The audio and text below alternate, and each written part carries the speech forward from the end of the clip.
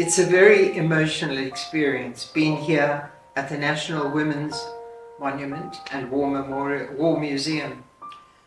I've read so much about the appalling cruelty of the British concentration camps during the Anglo-Boer War. But when we arrived yesterday and visited the museum and then the monument, I felt overcome, drawn into an intensity of feeling the heavy memories of the suffering of women and children. It is deeply moving standing in the visual presence of history. I remember when I read Emily Hobhouse's beautiful speech for the unveiling of the monument. I was struck by her words that all the people who came that day in 1913 had, by their presence, consecrated the spot as a sacred place for all who visit. The concept of honoring women, particularly for their suffering, is already so important and valuable to a nation's morality. So I feel the National Women's Monument and Museum is a spiritual memorial, but more importantly is a unique testimony to the value of womankind that I don't believe any other country has created.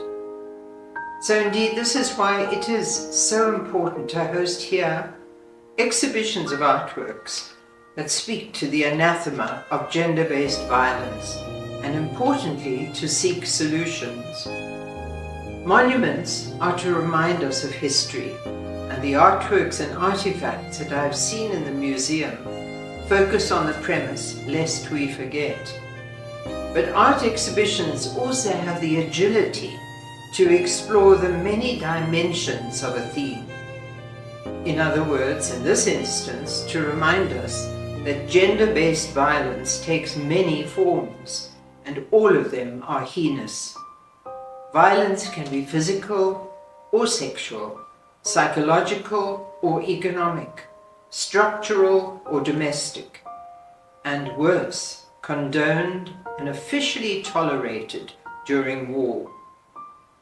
It is when cruel and nasty behavior takes place because of one's gender. Essentially, violence causes pain, humiliation, damage, injury, abuse, and at its worst, death. It should be unthinkable that public campaigns are necessary to end violence against women. Yet even the concentrated international effort put into the annual 16 days of activism against gender-based violence is not succeeding. Just a mere 16 days a year to try and stop mostly men abusing women. So annually we are dismayed by the failed attempts. But failure cannot be an option. We have to keep on trying new ways. And I believe one of the most powerful tools we must continue to use is visual art, and in particular narrative art, or what I prefer to call didactic art, storytelling with a message. The art critic John Berger said in his book Ways of Seeing, said it simply, we are formed by what we see. And think about it, why do we give children picture books? Because seeing comes before words. The child looks and recognizes before it can speak. The Christian church has always understood the power of the visual. Why do most people think God is an old white man with a long beard? Because as children, we all first learned who God is through picture books. Now, speaking personally as a visual artist and a theologian, I want to speak about why I have focused my art on creating artworks that tell a story. I grew up with those Christian picture books that so clearly identified the good folk from the bad ones, so I know how effectively the church has used the power of visual art. When I was choosing a topic for my master's dissertation in theological ethics, I decided to research the church's role in defining and imaging women. I focused on Mary Magdalene, a biblical woman who has been slandered for over 2,000 years by being called a prostitute, when there was never any proof in the Bible. The story of Mary Magdalene originated out of a few sentences in the Gospels, dated from AD 60 to 90. She is mentioned briefly, 3 instances reported 4 times, but with a definitive referencing to her presence as one of Jesus Christ's ardent followers. She's at the crucifixion, she's at the deposition, taken down from the cross, and her unique witnessing of Christianity's most powerful message, the resurrection. Yet, in the year 591, the Catholic Pope Gregory I, actually called Gregory the Great, in a sermon labeled Mary Magdalene as a sinful woman, when he conveniently conflated her with another gospel story of a woman who was called a prostitute. The label stuck. And ever since then, the name Mary Magdalene has become synonymous with prostitute and whore. My thesis examined how through the centuries, church artwork maintained the scurrilous depiction of Mary Magdalene, and unfortunately women in general, as weak and prone to evil. Perhaps this explains how and why, through the centuries, so many men have felt morally justified in regarding women as less than them, and therefore available to be used and abused. So by the time I obtained my master's degree in 1992, I had already decided to predominantly focus my artworks on restoring a more positive imagery of women, what I called rather grandly, quote, towards a reclaiming and enkindling of the spiritual resources of women through a visual theology, end quote, which simply translated meant I decided to paint positive, affirming stories of women's lives. I started with introducing, wherever I could, positive images of Mary Magdalene as apostle and beloved leader in the early Jesus movement. Actually, just as an extra aside, I actually made a series of paintings from the Gnostic texts of Mary Magdalene as the foremost apostle. I then turned to the other women mentioned in the scriptures, those unnamed and marginalized women in the Bible, because like most history books, the Bible puts the emphasis on the deeds of men. Have you ever noticed how seldom women are actually named in the scriptures? We're usually told she was the wife of, the mother of, the sister, the daughter. Sometimes she's merely categorized by her nationality, the Canaanite, the Samaritan, the Syrophoenician, the Shunamitess. Worse still are some of the titles meted out to the unnamed women. A woman with an issue of blood, a woman caught in adultery, a woman who was a sinner. But names, our names, are a central part of our personal identity. So it seemed to me unthinkably degrading that the writers of the scriptures had such poor regard for the women in their stories that they did not even honor them by name. So I named all the women. I did research on women's names in that period in Palestine in order to respectfully restore an authentic dignity to each unnamed woman. I actually hope that in time, people who see my artwork will presume the names are authentic and real. But my main impulse was to honor the existence of these disregarded women and to find a way to celebrate their lives. I think I painted close to 100 biblical women who I called heroic women of the scriptures. My paintings retold the scriptural stories from the perspective of the woman, who thus became the heroine of the story. And it worked. I confess I was overwhelmed by the enthusiastic international response to those first paintings. Subsequently, many of the paintings have been printed as cards and distributed all over the world. This, I know, it's a small way to fight inequality and abuse, But I feel that when women are affirmed, they grow in confidence and are more likely to speak out against abuse. Over the years since, I have researched and imaged the lives of many women who, although they have contributed greatly to our society, remain unknown or just forgotten. Sadly, as I mentioned, history books have been written mostly about the heroic deeds of men. I want to suggest there are at least as many unsung heroic women in the history of womankind. This lack of acknowledgement leads to a lack of appreciation and eventually disrespect. So in this effort to bring awareness, visual awareness, of the dignity and respect due to women in general, I decided it is important and necessary to focus on women's stories in my art. It is a way to restore, to re-story women back into the picture. So my images speak not only of the hopes and accomplishments, but also the reality of the pain and injustices suffered by many, many women throughout the centuries. This is not to hold on to grievances, but it becomes, in the spirit of Jewish Holocaust museums, and this museum, a wake-up call that reminds us of all of what happens when the balance of equality is disregarded. So just to illustrate with a few examples of what I do, since 2005, I've created a number of what I call wise woman icons, which image and tell the sacred stories of the wisdom of women.